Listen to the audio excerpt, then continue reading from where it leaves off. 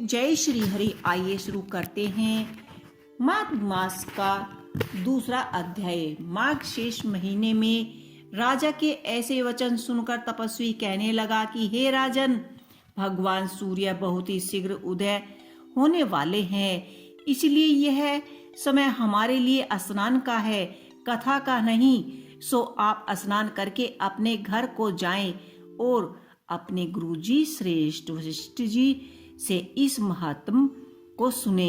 इतना कहकर तपस्वी सरोवर में स्नान करने के लिए चले गए और राजा भी विधि पूर्वक सरोवर में स्नान करके अपने राज्य लौटा और रनिवास में जाकर तपस्वी की सब कथा रानी को सुनाई। तब सूत जी कहने लगे कि हे महाराज, राजा ने अपने गुरु वशिष्ठ जी से क्या प्रश्न किया और उन्होंने क्या उत्तर दिया, सो कहिए। व्यास जी कहने लगे कि हे सूत जी, राजा दिलीप ने रात्रि को सुख से सोकर प्रातः समय ही अपने गुरु जी वशिष्ठ जी के पास जाकर उनके चरणों को छूकर प्रणाम करके तपस्वी के बताए हुए प्रश्नों को अति निद्रा से पूछता कि गुरुजी अपने आचार विचार, दंड, नीति, राज्य, धर्म तथा चारों वर्णों के चारों आश्रमों के क्रियाओं, दान और अनेक विधान, यज्ञ और उनकी विद्याएं, व्रत, उनकी प्रतिष्ठा तथा भगवान विष्णु की आराधना अनेक प्रकार से तथा विस्तार पूर्वक मुझको बतलाइए। अब मैं आपसे माघ मास के स्नान के महात्म को सुनना चाहता हूँ।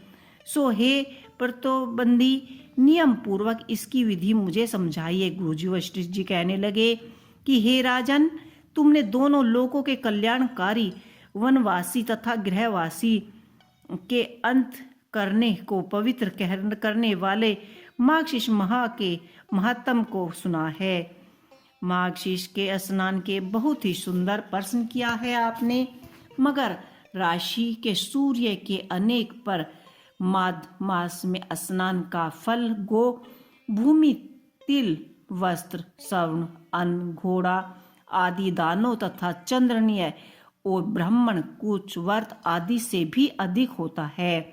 बैसाख तथा कार्तिक में जप, दान, तप और यज्ञ बहुत ही फल देने वाले हैं, परंतु माघ मास में इनका फल बहुत ही अधिक होता है।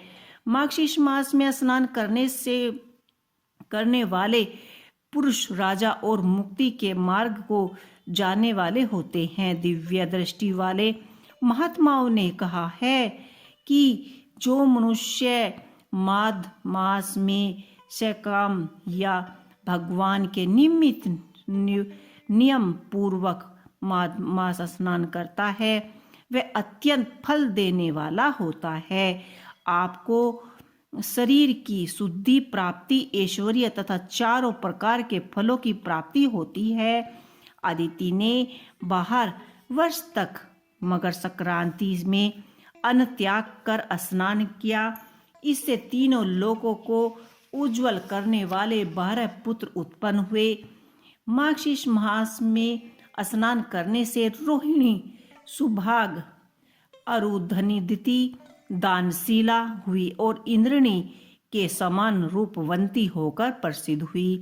जो माघ स्नान करता है तथा देवताओं की पूजन में तत्पर रहता है, उसको सुंदर स्थान, हाथी और घोड़े की सवारी तथा दान को द्रव्य प्राप्ति होती है और अतिथियों से उनका घर भरा रहता है और उनके घर में सदा वेद धनी होते रहते हैं। वह मनुष्य धन्य है जो माघ मास में स्नान करता है, दान देता है तथा व्रत और नियम का भी पालन करता है और दूसरे पुण्य क्षीण होने से भी मनुष्य स्वर्ग में वापस आ जाता है। परंतु जो मनुष्य माघ मास में स्नान करता है, वह कभी स्वर्ग से वापस नहीं आता। इससे बढ़कर कोई नियम तप दान पवित्र और यज्ञ नहीं है जो पाप का नाश करता है। मृगु जी ने मणि पर्वत पर विद्याधरों को यह सुनाया था। तब राजा ने कहा कि हे ब्राह्मण, मृगु ऋषि ने कब मणि पर्वत पर विद्याधरों को आदेश दिया था, सो बताएं। तब ऋषि जी कहने लगे कि हे राजन, एक समय 12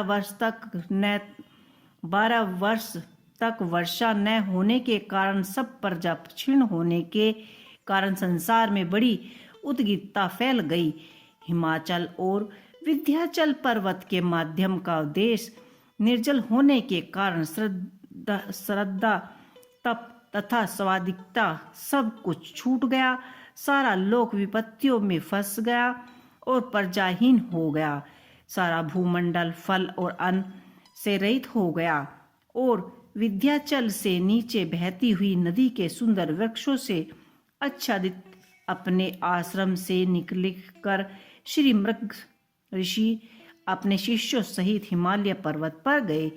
इस पर्वत की चोटी नीली और नीचे का हिस्सा सुनहरी होने से सारा पर्वत पीतांबर धारी श्री भगवान के सदृश लगता था। पर्वत के बीच का भाग नीला और बीच बीच में कहीं कहीं सफेद स्फटिक होने से तारों से युक्त आकाश जैसे शोभायमान की प्राप्ति होती है। रात्रि के समय वह पर्वत दीपों की तरह ही चमकता और दिव्य दिखाई देता था। धनुष के समान प्राप्त होता था और स्वर्ण आदि धातुओं से तथा चमकते हुए रत्नों से चारों ओर फैली हुई अग्नि ज्वाला के समान सुशोभ्यमान था। इसकी कदारियों में काम पंडित विद्याधरों ने अपनी पत्नियों के साथ आकर रमण करते हैं और गुफाओं में ऐसे ऋषि मुनि जिनको संसार में सब क्लेशों को जीत लिया है, रात दिन ब्रह्मा का ध्यान करते हैं और कहीं हाथ में रुद्र दक्ष की माला लिए हुए शिव की आराधना में लगे रहते हैं। तो ये था मार्गशीर्ष माह का दूसरा अध्याय। अब आपको मिलते हैं मार्गशीर्ष माह के माध्यम तीसरे में। आपको यह अध्याय कैसा लगा मुझे कमेंट बॉक्स करके अवश्य ही बताइएगा। जय श्री